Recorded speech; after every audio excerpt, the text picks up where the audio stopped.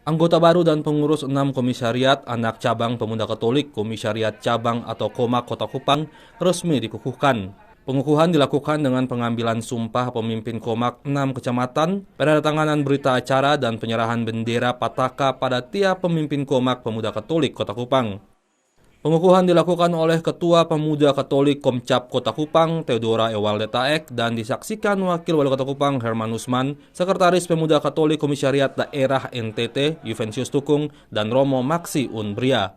Saya, Ketua Komisariat Cabang Pemuda Katolik Kota Kupang, menyerahkan bendera Komisariat Anak Cabang Kecamatan Maulava untuk dikibarkan di seluruh sudut kecamatan se-Maulava. Saya, Johannes Inasio Lema, Ketua Komisariat Anak Cabang Kecamatan Maulava, siap mengibarkan bendera Pemuda Katolik di seluruh sudut kelurahan se-Kecamatan Maulava. Ewalde mengatakan model baru yang harus dijalankan organisasi Pemuda Katolik ialah berbicara tentang pemberdayaan, sinergitas, dan kemandirian agar Pemuda Katolik bisa eksis dan tumbuh di tengah masyarakat. Dengan adanya pembentukan Komisariat Anak Cabang ini, kami berharap bahwa Pemuda Katolik semakin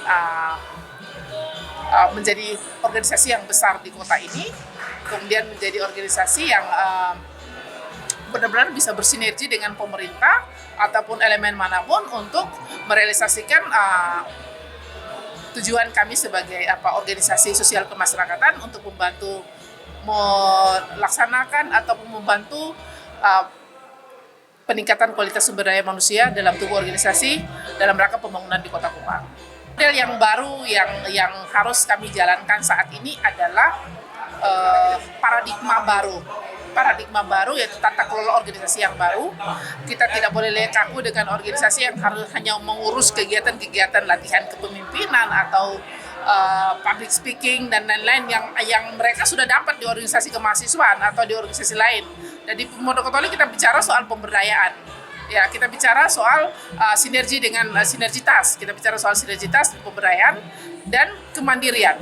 Nah, itu yang kita harapkan sehingga Pemuda Katolik bisa eksis dan terus bertumbuh, tidak menjadi organisasi proposal semata, tapi juga harus kreatif, membangun kreativitas dari seluruh elemen dalam organisasi ini untuk bagaimana menemukan usaha-usaha produktif yang bisa diurus oleh Pemuda Katolik. Kemudian juga bisa membantu urusan-urusan sosial kemasyarakatan sebagai wujud nyata daripada semboyan kita pro bono publico untuk kepentingan umum dan lain-lain, dan juga bahwa kami tidak hanya menjadi organisasi yang bisa mengurus intern dalam gereja, tapi juga harus pro ecclesia et patria untuk gereja dan untuk masyarakat. Sementara itu, Wakil Wali Kota Kupang, Dr. Herman Usman, memiliki 3 harapan para pemuda Katolik agar bisa bertumbuh dengan positif di tengah masyarakat. Pemuda Katolik ini bagian daripada kebangkitan generasi muda di kota ini untuk mengantisipasi perubahan dunia, termasuk perubahan Kota Kupang.